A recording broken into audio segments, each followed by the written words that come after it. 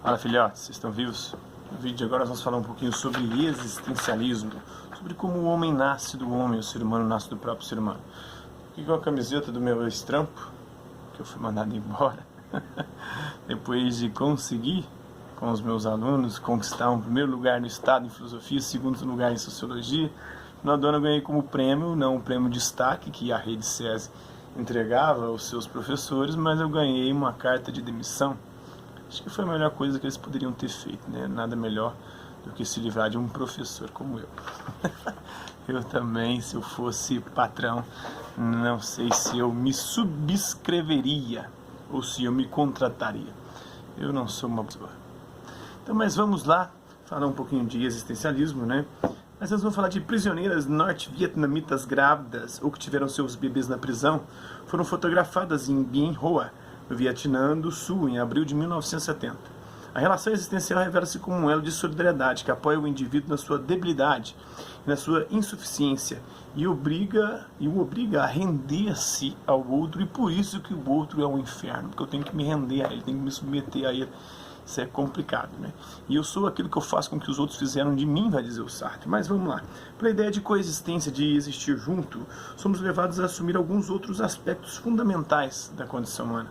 A solidariedade, né, para com o outro, para com o próximo, que é um dos alicerces da comunidade, da vida em comum. O amor e a amizade, características propriamente humanas da existência. A relação existencial humana como um elo de solidariedade que apoia o indivíduo na sua debilidade, na sua insuficiência, e o obriga a render-se ao outro, a submeter-se ao outro. E por isso que o outro é o inferno, porque eu tenho que me render a ele, me submeter a ele, mesmo não querendo. Eu de alguma maneira preciso dos outros. Eu não sou uma ilha, não sou autossuficiente, e por conta disso dá B.O. Então o amor é a forma mais reveladora de reconhecimento do outro, uma vez que possibilita a cada indivíduo ver no outro um outro de si mesmo. Nessa medida, o amor supõe uma transparência extrema, em que o indivíduo é para o outro o mesmo que é para si. Já a amizade multiplica a possibilidade de interação entre os homens e constitui a base de formação de uma comunidade com interesses e direções comuns. Assim sendo, o ser humano não pode encontrar a si mesmo sem coexistir. E a ordem do mundo depende... sem coexistir. O que equivale a reconhecer que a realidade e a ordem do mundo dependem essencialmente de seus vínculos com os outros. Sua fidelidade à comunidade a que pertence ao amor e à amizade determina a sua existência. A morte, por outro lado, não deve ser reconhecida como um fim, mas antes como possibilidade comum a todos os indivíduos de resolver o vínculo coexistencial. Por si mesma, não deve ser encarada como limitação. Constitui a possibilidade do não possível, que também está presente em toda e qualquer ação humana, visto que cada ação deve necessariamente levar em conta o futuro. Dessa forma, pelo fato de constituir um horizonte de possibilidades, o futuro encerra sempre uma ameaça latente, a possibilidade do fracasso. Eu sempre posso fracassar, e eu consigo toda vez atualizar isso, essa possibilidade, essa potência. Eu tenho uma potência de fracasso gigantesca. E eu consigo atualizar a teoria do ato e potência de Aristóteles, né? Ato é toda coisa que ela é, tudo aquilo que a coisa é no momento, e potência é tudo aquilo que ela pode vir a ser. Então o futuro é o fracasso, pode ser o fracasso, mas eu consigo fazer com que ele seja um ato constante na minha vida. E eu acho massa. É massa ser um fracassado. Não é muito bom financeiramente. E também nas redes sociais, às vezes é ruim. Mas eu dou boas risadas com os meus fracassos, com as minhas caradas na parede. Dessa forma, pelo fato de constituir um horizonte de possibilidades, o futuro encerra sempre uma ameaça latente, que é a possibilidade do fracasso. No momento em que reconhecemos essa ameaça, somos obrigados a enfrentar a responsabilidade de decidir. E aí nasce a angústia, né? É enfrentando essa ameaça do tempo que o homem consegue subtrair-se de sua vivência banal para fazer a história, encontrando-se no mundo e na comunidade de que faz parte. O futuro não é pré-constituído no passado, não é determinado pelo passado, de forma a fazer da história um progresso contínuo e certeiro, em que cada ação é uma conquista prevista, sem perdas, desvios ou dispersões. Ao contrário, o homem precisa transcender-se, ultrapassar a si mesmo, para encontrar o seu ser, o significado do seu ser, e para isso precisa enfrentar o risco, do fracasso. E eu estou enfrentando, mesmo fracassando, mesmo me fudendo, mesmo me lascando, estou eu aqui, enfrentando, insistindo e me fudendo, né?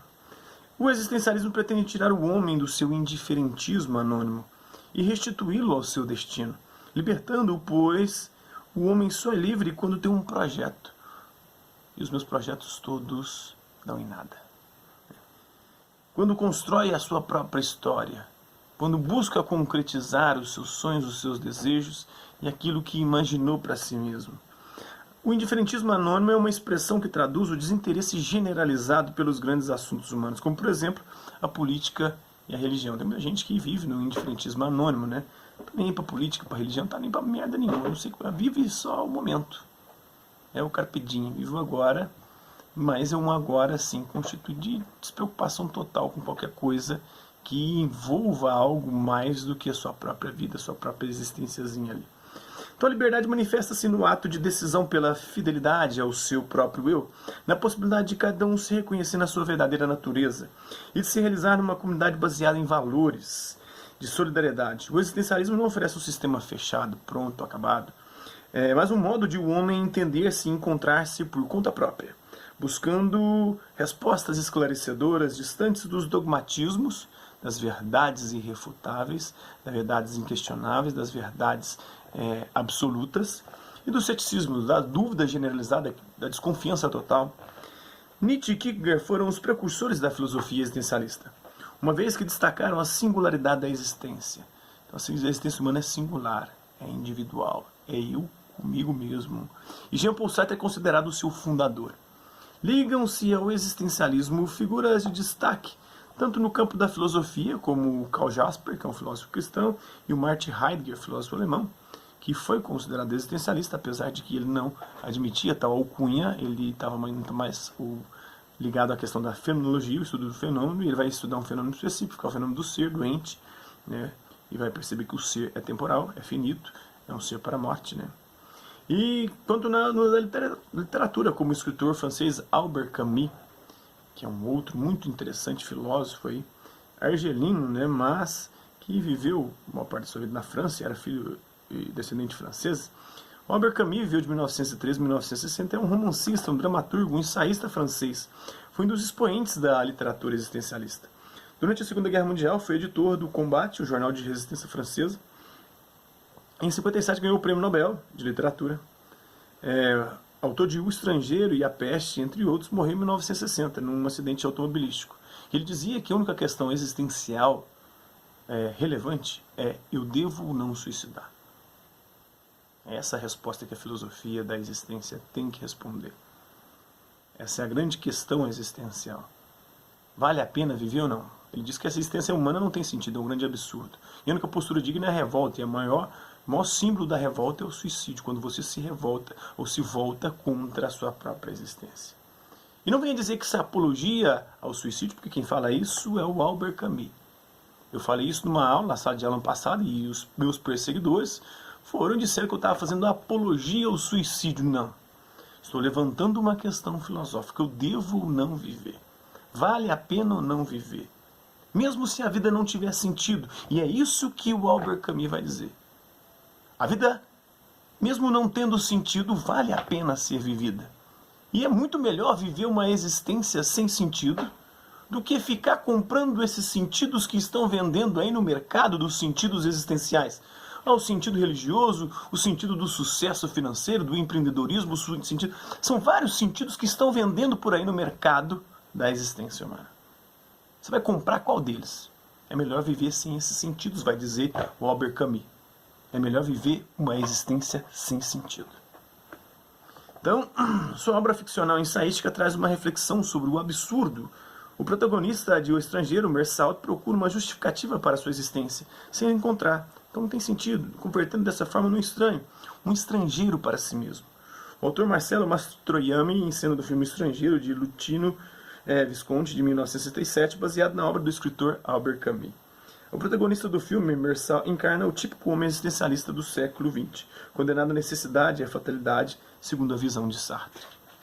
Então é isso aí, espero que vocês tenham gostado do vídeo. Quem curtiu, dê um like, quem não curtiu, dê um dislike. Quem se interessar pelo conteúdo do canal, é só se inscrever.